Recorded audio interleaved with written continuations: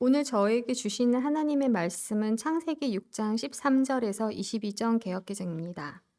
하나님이 노아에게 이르시되 모든 혈육 있는 자의 포악한 땅이 땅에 가득함으로 그 끝 날이 내 앞에 이르렀으니 내가 그들을 땅과 함께 멸하리라. 너는 고메르 나무로 너를 위하여 방주를 만들되 그 안에 칸들을 막고 역청을 그 안팎에 칠하라. 내가 만들 방주는 이러하니 그 길이는 300규빅, 너비는 50규빅, 높이는 30규빅이라.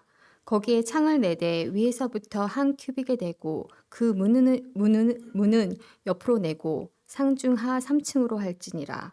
내가 홍수를 땅에 일으켜 무릇 생명의 기운이 있는 모든 육체를 천하에서 멸절하리니 땅에 있는 것들이 다 죽으리라. 그러나 너와는 내가 내 언약을 세우리니 너는 내 아들들과 내 아내와 내 며느리들과 함께 그 방주로 들어가고 혈육 있는 모든 생물을 너는 각기 암수 한 쌍씩 방주로 이끌어 들여 너와 함께 생명을 보존하게 하되 새가 그 종류대로 가축이 그 종류대로 땅에 기는 모든 것이 그 종류대로 각기 둘씩 네개로 나아오리니 그 생명을 보존하게 하라. 너는 먹을 모든 양식을 네개로 가져다가 저축하라. 이것이 너와 그들의 먹을 것이 되리라. 노아가 그와 같이 하여 하나님이 자기에게 명하신 대로 다 준행하였더라. 살아계신 하나님의 말씀입니다. 아멘.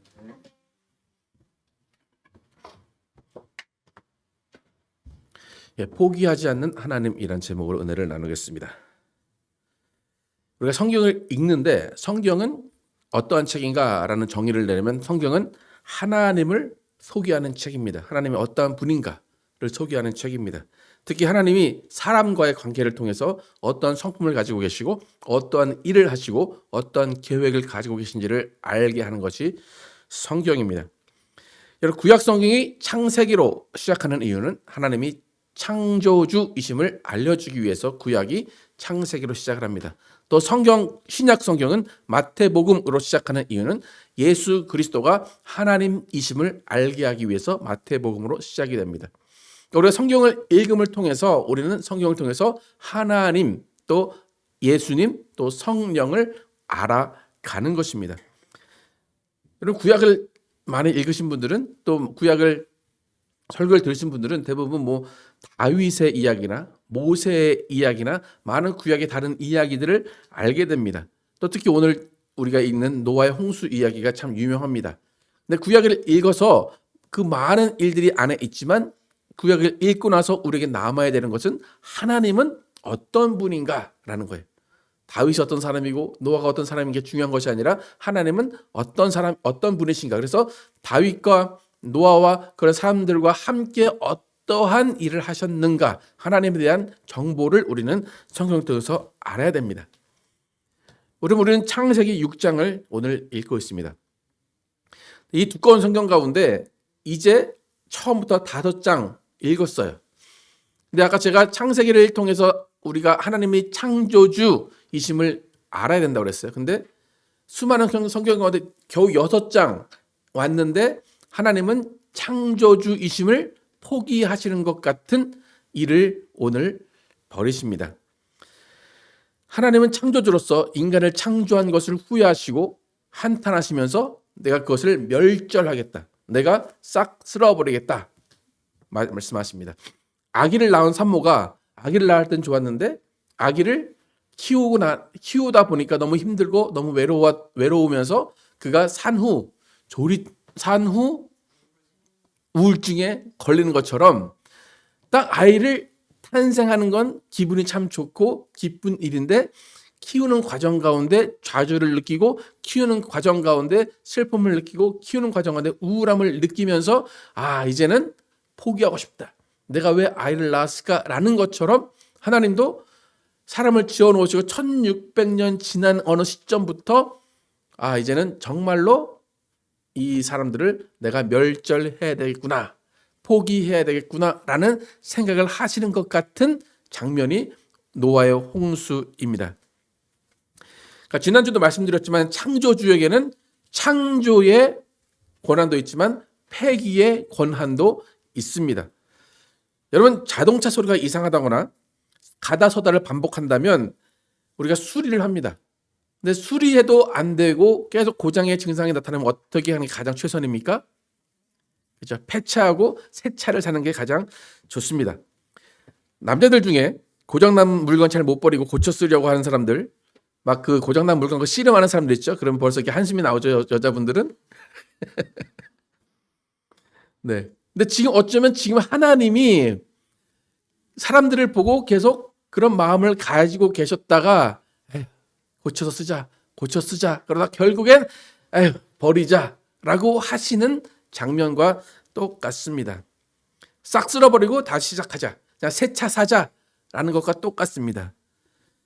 하나님이 창조주로 가장 만족한 피조물이 인간이에요.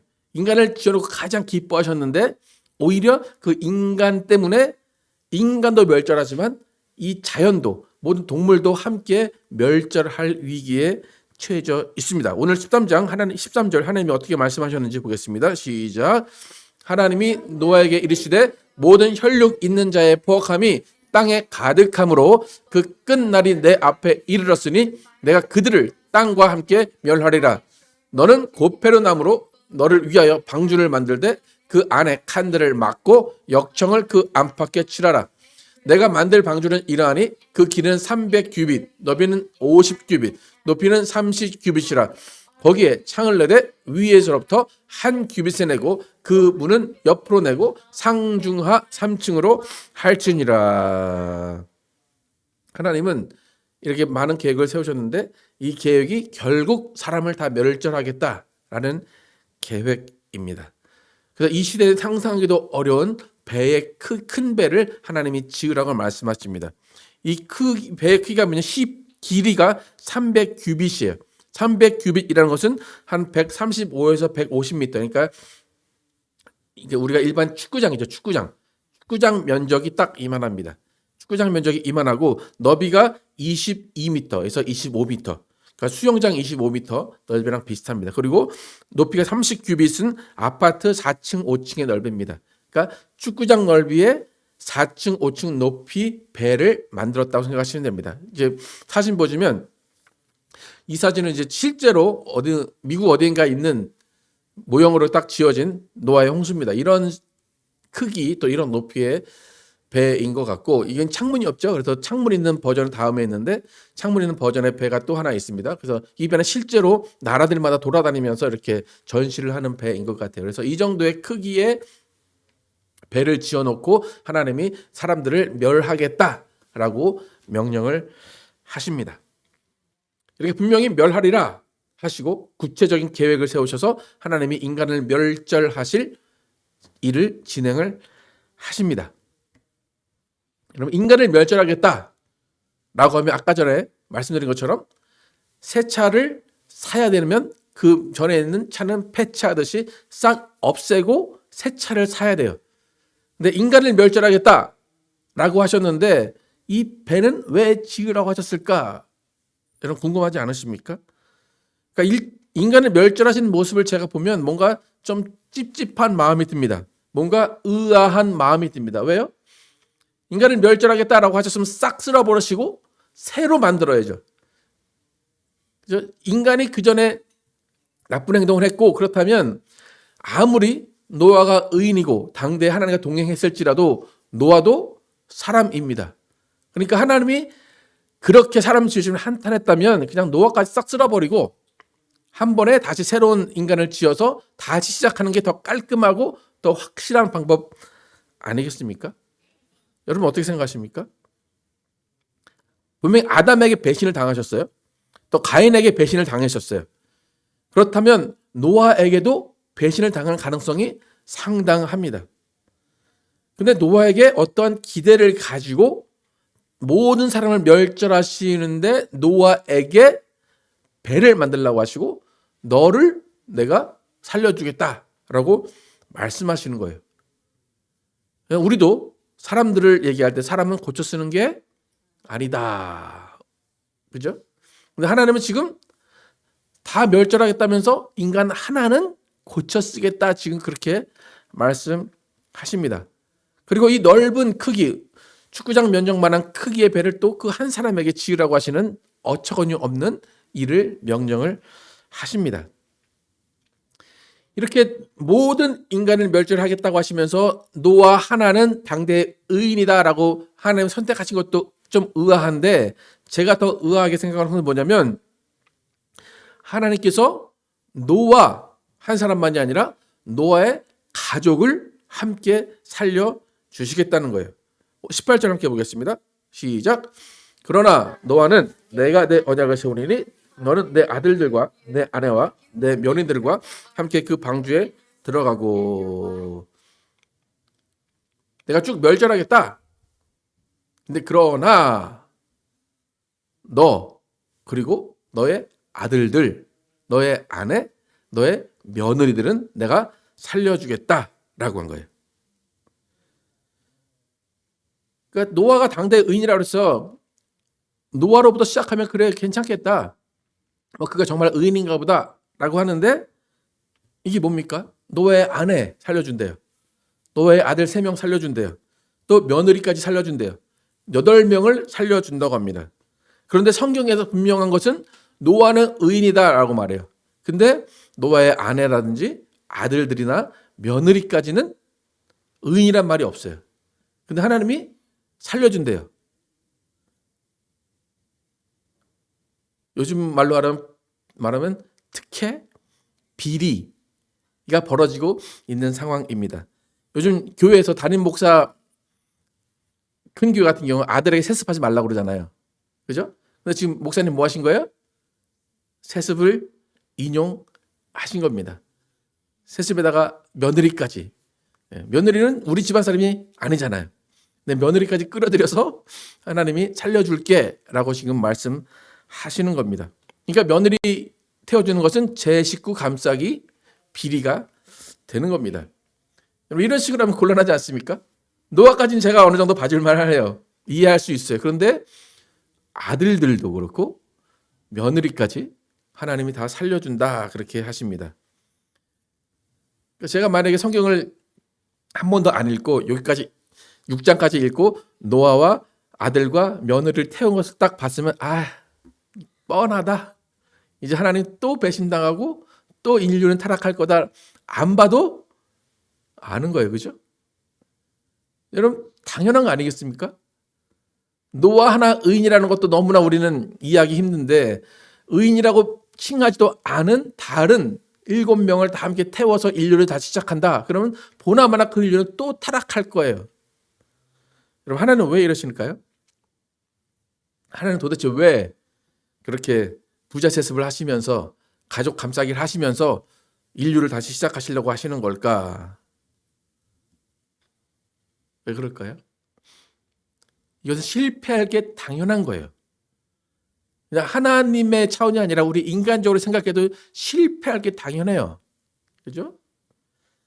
그런데 하나님은 그 상황 가운데 멸절하겠다라고 분명히 말씀하시는 가운데 인간을 다시 믿어주고 인간에게 다시 배신당한 것을 감수하시고 하나님의 걸작인 사람을 절대 포기하지 않으시려는 마음을 우리가 알 수 있는 겁니다. 제가 계속 이렇게 해서 이렇게 실패할 거다 그랬잖아요. 근데 하나님은 그걸 아셨을까요? 몰랐을까요?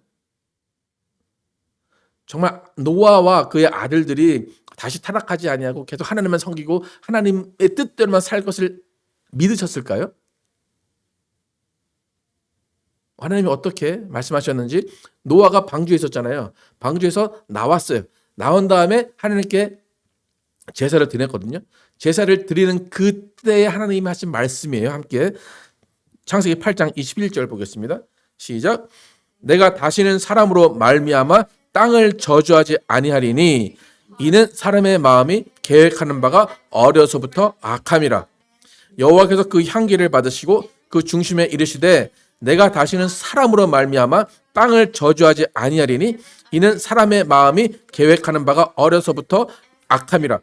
내가 전에 행한 것 같이 모든 생물을 다시 멸하지 아니하리니.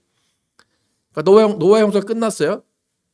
그리고 8명이 무트로 내려왔어요. 그리고 제사를 드렸어요. 하나님 말씀하신 게 뭐예요? 그 애꿎은 땅과 가축들이 다 죽었구나. 내가 다시는 이 사람 때문에 땅과 가축들, 생물들이 멸하는 그 일을 하지 않겠다. 왜 그래요? 인간이 어려서부터 생각이 악하기 때문이다. 그러니까 이런 일이 또 있을 거라는 거죠. 그죠? 인간이 원래 악하기 때문에 이런 일이 또 있을 거야. 근데 그때는 이 인간 때문에 다른 생물들, 땅이 저주받게 하지는 않겠다라고 지금 말씀하신 거예요. 그러니까 이미 하나님은 알고 계셨어요. 인간이 또 배신할 거고 인간이 또 타락할 것이고 하나님을 저버릴 것을 알고 계셨음에도 불구하고 이 8명을 살려 놓으셨습니다.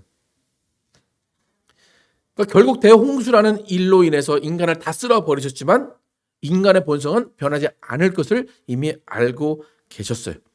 그러니까 그 밥에 그 나물이라는 그 말을 하나님은 이미 알고 계시면서도 다시 한번 인간을 처음부터 시작하시기로 하신 거예요. 여러분 이게 하나님의 최선일까요? 여러분 어떻습니까? 어떨 것 같아요? 여러분 집이 너무 더럽고 다 쓰러져 가는데 그 집을 수리해서 사시는 게 좋겠습니까? 다 확 쓸어버리고 새 집을 사든지 새 건물을 짓는 게 낫겠습니까? 새 집이죠? 그게 현명하죠? 돈도 그게 더 적게 들 거예요. 하나님은 그렇게 하셔야 돼요. 그런데 제가 아까 말씀드린 대로 노아부터 시작해서 그 검증도 되지 않은 그 7명을 추가해서 하나님이 다시 인류를 시작하신 거예요. 그런데 이것이 하나님의 최선입니다. 여러분 이해가 가십니까? 싹 쓸어버리시고 다 죽이고 새로 만드는 게 최선이 아니라 그 중에 몇 명 추려서 다시 시작하는 것이 하나님의 최선이었다는 것입니다. 하나님의 최선, 하나님이 하고 싶은 일은 뭐냐면 나는 포기하지 않는다 라는 것을 보여주신 거예요. 하나님이 만들어 놓은 생명, 하나님이 만들어 놓으신 인간을 포기하지 않고 다시 한번 일으키고 다시 한번 회복시키고 다시 한번 하나님과 관계를 회복하려고 하시는 것이 하나님의 최선이라는 겁니다. 19절에서 22절 하나님이 어떠한 최선을 보이시는지 함께 읽겠습니다. 시작. 혈육 있는 모든 생물을 너는 각기 암수 한 쌍씩 방주로 이끌어들여 너와 함께 생명을 보존하게 하되 새가 그 종류대로 가축이 그 종류대로 땅에 기는 모든 것이 그 종류대로 각기 둘씩 내게로 나아오리니 그 생명을 보존하게 하라. 너는 먹을 모든 양식을 내게로 가져다가 저축하라. 이것이 너와 그들의 먹을 것이 되리라. 노아가 그와 같이 하여 하나님이 자기에게 명하신 대로 다 준행하였더라. 하나님이 분명히 노아에게 사람을 다 죽일 거야, 사람을 멸절할 거야 라고 말씀하시면서 노아와 그 가족을 살려주셨어요. 또 하나님이 이 땅에 있는 기운이 있는 생물들, 생기가 있는 기운이 있는 모든 육체를 가진 모든 만물은 죽여버릴 거야 그랬어요. 그런데 그 말을 또 번복하시는 거예요. 그 많은 생명 중에 한 쌍씩은 살려두겠다 지금 그러는 거예요. 그래서 그 동물들이, 그 생물들이 다 배로 나올 거야. 너는 그 생물들을 다 배에 태워라. 그렇게 한 거예요. 그리고 그 먹을 것까지 준비하시겠다. 그러는 겁니다. 여러분 오늘 제가 이 설교를 준비하면서 본문을 쭉 읽는데 눈에 딱 띈 구절이 있었어요. 생명을 보존하게 하되 생명을 보존하게 하라 라는 말이 딱 눈에 띄었어요. 성경을 보면서 이 두 구절이 딱 눈에 띄어서 생명을 보존하게 하시는구나 하나님이 와 너무나 감사하고 너무나 은혜롭다 라고 생각을 하고 있었어요.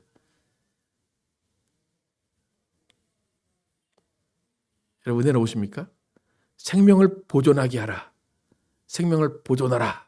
말씀하세요 하나님이. 근데 설교를 쭉 쓰다 보니까 제가 제정신이 돌아왔어요. 뭔 소리야 이게? 지금 이 땅에 수백만이 있을 거예요. 근데 지금 하나님이 수백만을 죽이시는 상황이에요. 그런데 8명 살려놓고 생명을 보존하겠다 말씀하시는 거예요. 또 이 땅에 수천만의 동물, 식물이 있을 거예요. 근데 다 죽이시고 한 쌍씩만 살려두면서 생명을 보존하겠다라고 말씀하시는 거예요. 여러분 어떻습니까?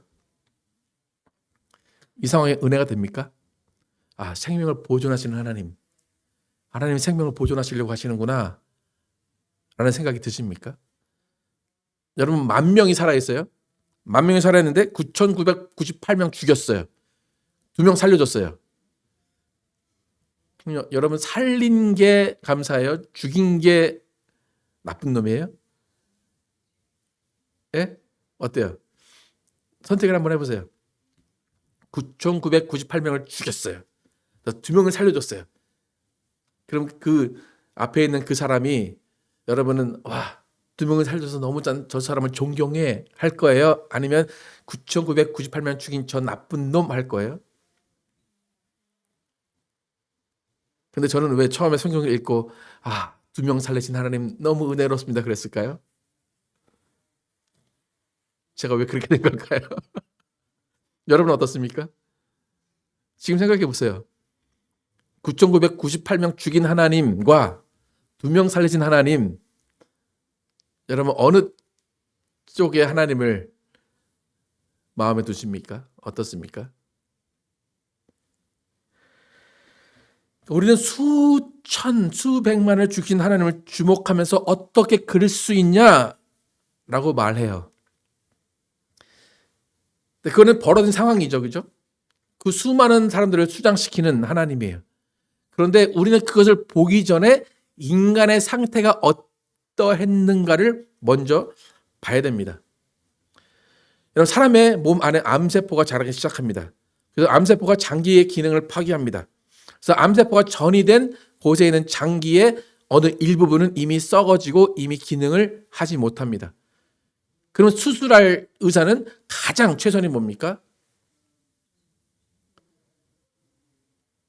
암이 전이된 곳을 잘려내는 거예요. 그게 뭐 80%든 90%든 일단 잘라내야 그 아직 전이가 되지 않은 그 부분이 살아 있을 수 있다는 겁니다. 그러니까 암이 전이된 장기는 신체의 일부예요. 그죠? 분명히 귀한 신체의 일부인데 그 신체의 일부가 기능을 못하기 때문에 그 기능을 못하는 암에 전이된 그 부분 때문에 암에 전이가 안 된 부분이 같이 죽을 수 있기 때문에 암에 전이된 부분을 도려내는 겁니다. 그러니까 지금 하나님이 노아 홍수를 일으키시고 노아를 살려주시고 노아의 7명을 살려주시는 이유는 그거예요. 그들이 정말 의인이고 그들이 정말 하나님을 배신하지 않을 거라는 그 확신이 아니라 생명을 보존하시기 위해서, 그렇게 해서라도 생명을 보존하시기 위해서 나머지 인류를 다 죽이시고 8명을 살려두시는 방법으로 그들의 생명을 보존하시려는 겁니다. 그래서 여러분 이 노아의 홍수를 바라볼 때 여러분이 어떻게 생각하셔야 되냐면 각각의 머릿수를 세시면 안 돼요. 그 수백만 수천만의 머릿수를 세면 안 되고 그 온 인류를 하나의 몸으로 봐야 되는 거예요. 하나의 몸으로 봐서 하나의 몸 가운데 타락하고 부패한 사람들을 다 쓸어버리고 타락하지 않고 순수한 그 부분을 남겨놨다는 거예요. 그렇게 이해를 하셔야 이 노아의 홍수가 이해가 됩니다. 그래야 여러분이 아까 제가 하나님 이런 하나님이니까 저런 하나님이니까 고르라고 했듯이 그런 식의 이해가 되지 않는 거예요. 하나님이 8명을 남겨두신 이유는 모든 썩어 문드러진 그쪽을 다 제거하고 이 8명으로부터 새로운 생명을 보존하시기 위해서 남겨두신 거예요. 그래서 하나님이 포기하지 않는 그 8명을 통해서 다시 한번 그 생명이 보존되고 다시 회복되고 다시 하나님과 좋은 관계를 이루게 하시기 위해서 그 8명을 살려놓으신 겁니다. 각 자연의 쌍도 마찬가지예요. 각 자연의 쌍을 남겨두신 것도 그 쌍을 통해서 다시 한번 생명을 보존하기 위해서. 그래서 하나님이 생명을 보존하라, 너와 함께 생명을 보존하라 하신 이유는 그거예요. 여러분 생명은 소중합니다. 여러분 암 환자들을 저희 아버지도 그랬는데 4기 때 발견됐거든요. 그래서 이제 수술합시다 라고 딱 들어갔는데 의사가 배를 쫙 갈랐어요. 가로 딱 봤더니 모든 곳에 전해가 됐어요. 그래서 의사들이 하는 말이 뭐냐면 덮어라. 그러면 그 사람은 더 이상 수술할 수가 없는 거예요. 그럼 포기한 거예요. 하나님은 그 정도까지 간 거예요. 갔는데 하나님은 덮지 않으셨어요. 야, 어쩔 수 없어요. 그래도 다 제거하자. 제거하고 정말 남은 0점 몇 프로 그 하나 남겨놓고 그 사람의 생명을 보존하자. 하나님은 그 방법을 선택하신 것입니다. 여러분, 하나님을 생각할 때 하나님은 포기하지 않는다는 것을 아셔야 됩니다. 여러분, 인간은 인간을 손절합니다. 저도 그것을 추천할 때가 많이 있습니다. 그런데 하나님은 절대로 인간을 손절하지 않으십니다. 한 가지의 방법이라도 정말 0.01%의 가능성이라도 있다면 하나님은 인간을 회복시키시고 인간과의 관계를 다시 한번 시작하시는 분이 우리 하나님입니다. 수백만을 죽일 수밖에 없었던 하나님의 선택. 그 선택은 생명을 보존하시기 위한 선택임을 여러분 아시기를 축복합니다. 다시 살려보려는 하나님의 노력임을 아시기를 축복합니다. 여러분, 하나님의 생명을 보존하시려는 그 노력 때문에 우리가 지금 살아 있는 겁니다. 하나님의 생명을 보존하셨기 때문에 이렇게 예수 그리스도가 이 땅에 오시고 예수 그리스도를 통해서 우리가 영생을 얻고 예수 그리스도를 통해서 하나님 아버지를 만나게 된 것입니다. 하나님의 포기하지 않으시는 그 사랑에 감사하시기를 축복합니다. 그 사랑의 열매로 예수 그리스도를 우리에게 주신 것을 감사하시기를 축복합니다. 하나님은 우리를 먹이시고 입히시는 분입니다. 여러분이 어떤 죄를 짓든 어떤 마음을 먹든 어떤 생각을 하든 하나님은 여러분을 포기하지 않으십니다.